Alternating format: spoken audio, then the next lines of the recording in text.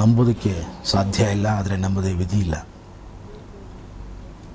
ನಮ್ಮಲ್ಲಿ ಕೆಲವು ಸಲ ಬಹಳ ಕ್ಯಾಶುವಲ್ ಆಗಿ ಒಂದು ವ್ಯಾಕ್ಯೂಮ್ ಆಯಿತು ಅಂತ ಹೇಳಿಬಿಡ್ತೇವೆ, ಭಾಳ ಈಸಿಯಾಗಿ ಹೇಳಿಬಿಡ್ತೇವೆ, ಇದನ್ನು ಯಾರೂ ತುಂಬಲಿಕ್ಕೆ ಸಾಧ್ಯವಿಲ್ಲ.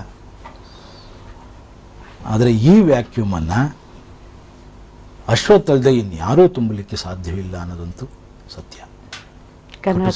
ಕರ್ನಾಟಕದಲ್ಲಿ ಇವರೇ ಮೊದಲು ಇವರೇ ಕೊನೆ ಅಂತ ಹೇಳ್ತೀರಾ ನೀವು.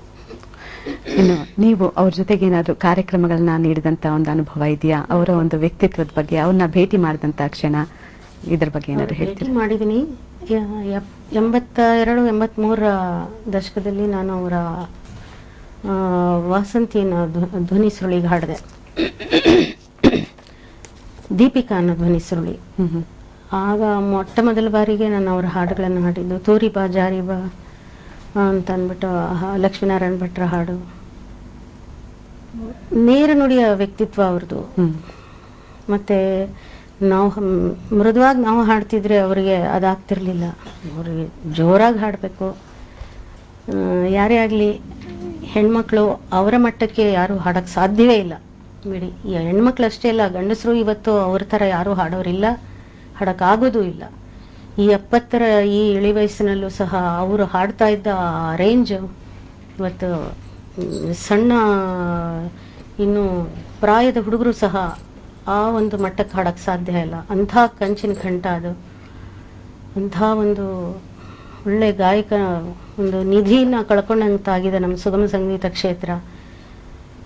ಇನ್ನು ಹಿಂದೆನೂ ಇಲ್ಲ ಆ ಥರದ ಒಬ್ಬ ಸಂಗೀತ ನಿರ್ದೇಶಕ ಮತ್ತು ಗಾಯಕ. ಅನಂತ ಸ್ವಾಮಿಯವರನ್ನು ಬಿಟ್ಟರೆ, ಅನಂತ ಸ್ವಾಮಿಯವರು, ಕಾಳಿಂಗರಾಯರು ಅವರ ನಂತರ ಬಂದವರು ಇವರು. ಈಗ ಇವರ ನಂತರ ಯಾರೂ ಇವರ ಜಾಗ ತುಂಬಕ್ಕೆ ಸಾಧ್ಯವಿಲ್ಲ, ಯಾರು ಬರಕ್ಕೂ ಆಗಲ್ಲ. ಬಂದರೂ ಸಹ ಇವರ ಒಂದು ಹಾಡನ್ನು ಮೀರಿ ಯಾರು ಹಾಡಕ್ಕೂ ಆಗಲ್ಲ. ಅಂಥ ಒಬ್ಬ ಮಹಾನ್ ಗಾಯಕ ಅಶ್ವಥ್ ಅವರು. ಖಂಡಿತ ನೀವು ಹೇಳಿದ್ದು 100% ಸತ್ಯ. ಇವಾಗ ಅವ್ರನ್ನ ನೀವು ಅವ್ರ ಜೊತೆಗೆ ಹಾಡಿಲ್ಲ ಅಂತ ಹೇಳಿದ್ರಿ, ಅವರ ಸಂಗೀತ ನಿರ್ದೇಶನದಲ್ಲಿ ಯಾವ್ದಾದ್ರು ಹಾಡು ಹಾಡಿದ್ದೀರಾ ತಾವು? ಆ ಹಾಡನ್ನ ಕೇಳಿಸ್ತೀರಾ?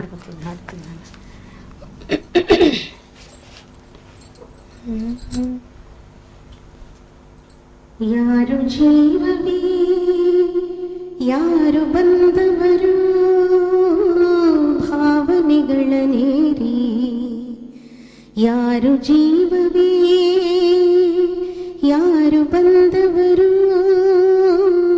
ಭಾವನೆಗಳ ನೇರಿ, ಒಣಗಿದೆನ್ನೆದೆಗೆ ಮಳೆಯ ತಂದವರು, ಒಣಗಿದೆನ್ನೆದೆಗೆ ಮಳೆಯ ತಂದವರು, ಬಿಸಿಲ ತೆರೆಯ